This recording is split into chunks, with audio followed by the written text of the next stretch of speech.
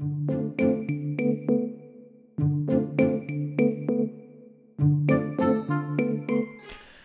my God, the privilege talk. I couldn't give a shit that blacks or women have their own groups. That's why American free society is amazing. Okay.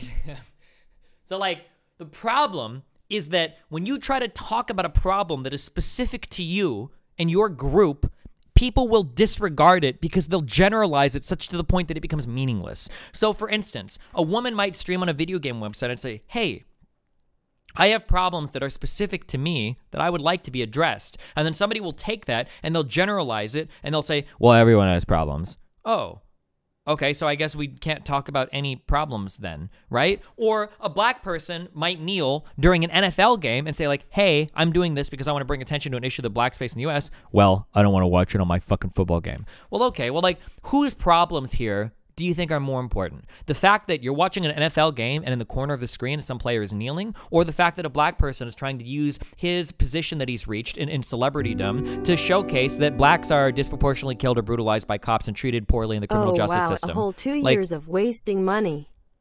Why do we have to look at their problems?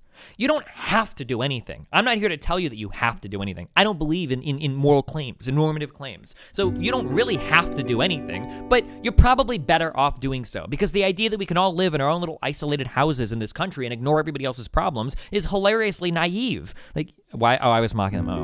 Oh. Like, you have good incentives to be invested in the problems of your neighbors because they're your neighbors. Like, class plays a bigger role than race and gender. Okay, and if I chop off your fucking arm, that's gonna play a bigger role in your life than me stabbing you in the eye. That doesn't mean that one of them becomes irrelevant. I don't understand why white people do this. You always try to take somebody else's problems and delegitimize them by saying, there's another problem. Like, no, you would never, ever, ever, ever, ever do this in any other part of your life. You would never accept this type of rationality anywhere else. You go up to your boss and you say like, hey, just letting you know that in that back corner in the restaurant, the chair fucking leg is loose. Like, I think that chair is going to fall over. Like, that's bad. And then your boss goes, yeah, well, our 401k plans just got cut.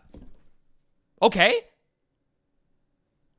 The fuck is your point? That because you have another problem? You sad cuck. You sad cuck. You listen to experts with 20 years in the field instead of making shit up like the rest of us rugged individuals or listening to crazy people on YouTube. LMAO. Nice.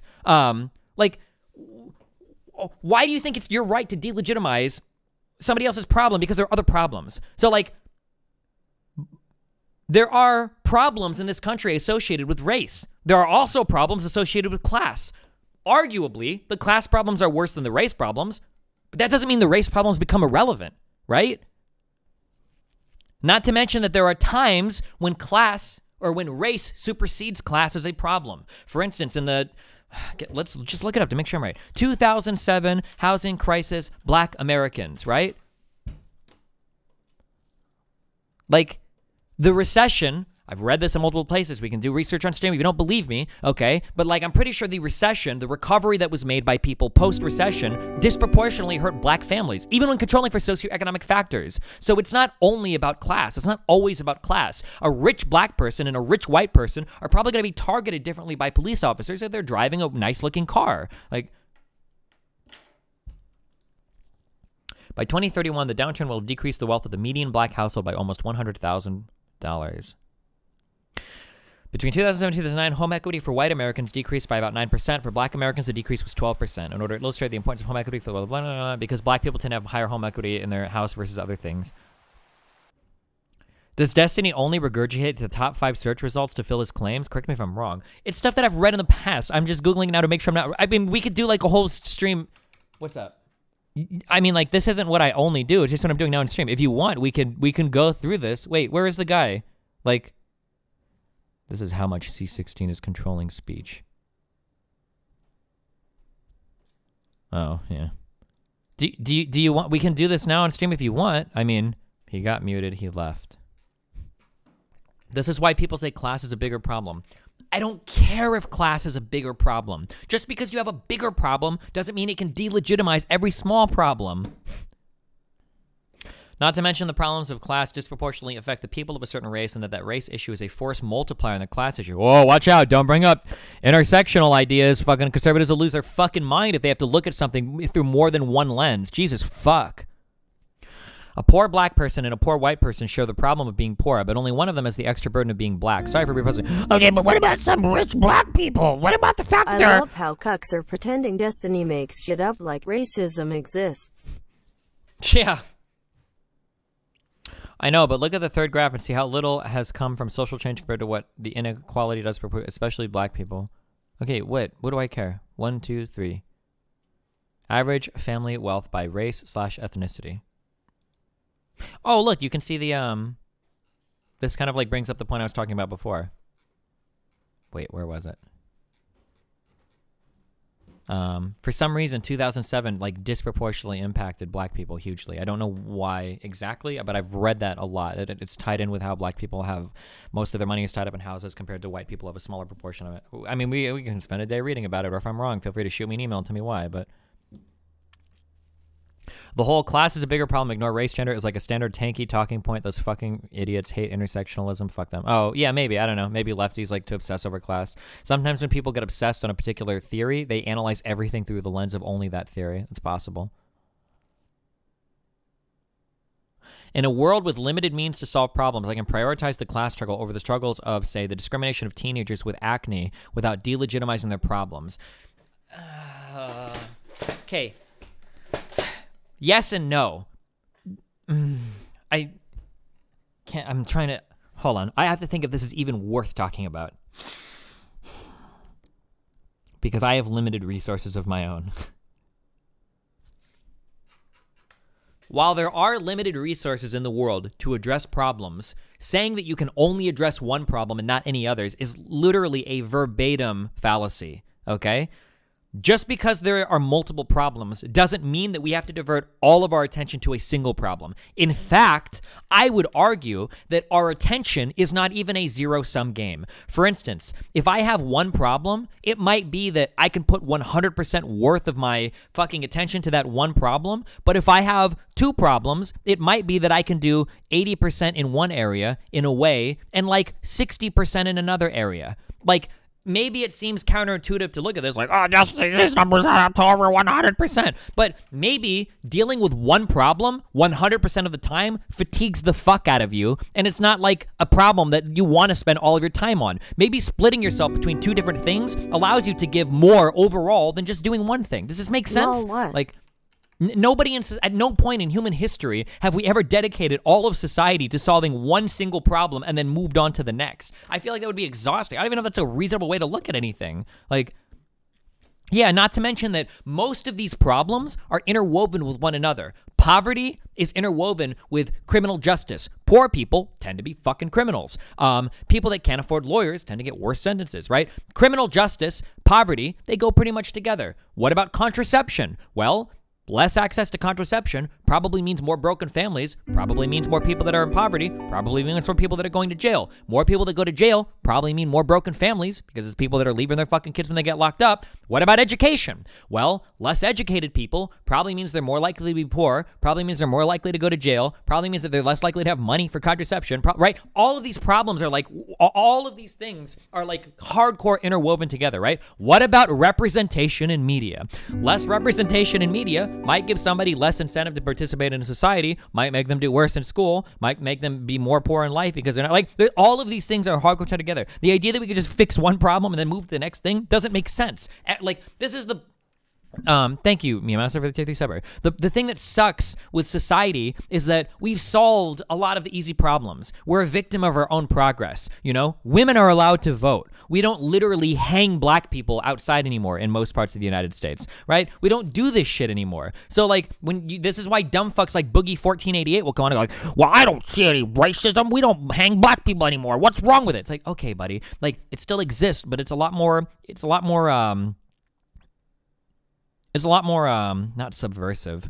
There's a word I'm looking for. It's harder to see, right? It's a lot less immediately noticeable. Like you have to you have to subtle. That was what I was looking for. Sorry, right? Like to see racism or sexism today, it's not a matter of like seeing somebody say "fuck you, woman, don't go to college." Like show me who discriminates when women go to college. Like I don't see any men outside saying "don't go to college, woman." Well, no, but it might be when somebody's 4 years old and their parents buy the brother a video game and they buy the girl a Barbie doll. Or it might be when you're 10 years old and you're taking an interest in going to the zoo a lot. Your parents say animals are icky. Maybe you'd be better off, like learning other things, right? Or when a boy, wants to be a dancer, the parents say maybe you'd be better off learning, how to do something in this with computers or whatever, right? Like there's like a million different things, ways that these things can manifest it. But like if you're like a Republican, you're like incapable of looking at anything. You're like, well, I need one clear problem that I can solve, and I need one. It's like, dude, like fuck, like nothing that works that way anymore. All of this shit is way more fucking complicated than that.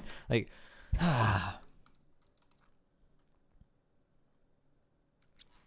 is it that white people are more racist than black people, or that both races are equal prejudice, but white is outnumbered? Fucking everybody is probably racist to some degree. But the thing is that nobody gives a fuck if black people are racist because black people can't do anything in society. They don't have any power. They're the minority power holders. All black people can be racist if they want, but it's not going to amount to anything. Just joined the stream. Have you talked about the dumbasses on your subreddit rebelling against your philosophy discussions? Cry for me, chat notiers. If you have, then just take the meme. 777 millimeters. Thanks, buddy. Like what are black people going to do? Like, well, what can white people do? Well, white people control the criminal justice system. White people control most of the jobs. White people control most of the political establishment. White people control most of the banking establishment. White people are in charge of most of entertainment, right? So, like, yeah, like, can black people be prejudiced against white people? Sure, but it's hilariously ineffective because a minority power holder can't do anything to a majority power holder, right? If I walk out on the street and some black person, like, screams at me like, oh, you're a fucking honky or whatever, like, okay, like, that's a cool fucking story, bro. I'm still white. Like, what the fuck? Like, I don't give a fuck, right? Whereas if I see a black person standing in a Starbucks, I'm like, oh, shit, that's a black guy. Time to call the fucking cops because I don't like him here, right? And then you wind up with situations where, like, police are called to remove black people from areas because they don't think they belong there. Or, who was under Obama's term? Who was the black college professor that got fucking the police called on him for breaking into his own fucking home, right? Like, generally this happens to black people, not usually to white people. I don't know if this has ever happened to white people. I don't want to make a claim that strong because I'm sure it's happened at least once, but like, this is why people usually laugh. Like, if you're intelligent, this is why he was the president of Harvard. Didn't this happen twice? It might have only happened once. Or that guy that got shot in his own apartment. Yeah, the white cop that went into the guy's apartment and shot him in his own fucking house. All that matters is what you look like and how appealing you are. I don't even agree with incels that people can literally never have sex because of their looks. But being attractive is the single most beneficial trait Okay, cool story, bro. Good luck with your virginity. Sounds similar to Dankula relying on YouTube videos. But it's not. When I say something like black people, criminal justice, United States, we can go and pour through thousands of studies, through all sorts of data related to things that the ACLU has reported on. Like, there are tons of empirical data supporting my points here. Or if you want to talk about like black people, economic, like median incomes for black families and shit. I mean, like, we can go through data that actually like backs up my point. There's a difference between saying that and like, I watch a lot of videos and I think it's true. If I believe in something and I don't have any empirical data backing it up, I would feel very uncomfortable. If I've said, that's why the difference between me and the idiots that I talk to is that I criticize them on substance and stupidity and they call me fucking short. That's the difference between me and the people that I engage with, okay? Like, if you think that what I'm saying is wrong, fucking send me an email and I will 180 on my opinion. If it's wrong, like, fucking send me an email, like, hey, you said this thing and it's not true. Like, okay, well, fuck, I'm not gonna say anymore if that's not true. Sure, right? That's the difference, okay? I'll change my opinion if I'm incorrect if you can show me the data that says it. But when I've got to talk to dumb fucks like Count Dumbfuckula or Lauren fucking KKK Southern, okay, whose only arguments are, this is a story I want to tell and it sounds really good and I don't know fuck all about data collecting and my understanding of stats literally rivals that of a fucking 6-year-old. I mean, like, no, like, to put us on the same level is fucked up. This song says it all, man. I don't care.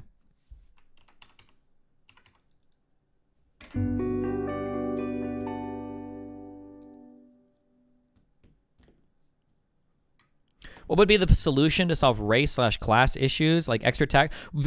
First of all, and I learned this from music, but this is going to be true of everything you've ever done in life. Here is a truth. Here is a law of self-improvement. Are you ready? A law, okay? This is true if you do music, if you do any kind of art, if you do athletics, if you do anything, okay? The number one step, who knows? What is the first step to fixing a problem? Let's see who can get it first. What is the first step to fixing a problem? Okay, close. Levlin, you've redeemed yourself. I raged at you earlier. He called him dumb omega lol. Well, okay, you might still be a dumb fuck. I don't know. But I give you props because I'm fair. The first part of fixing a problem is identifying that the problem exists, okay? Remember in Then why the fuck didn't you say so? Fucking Happy Meal instead of on Mets. Why are you still sitting there? Get the fuck out!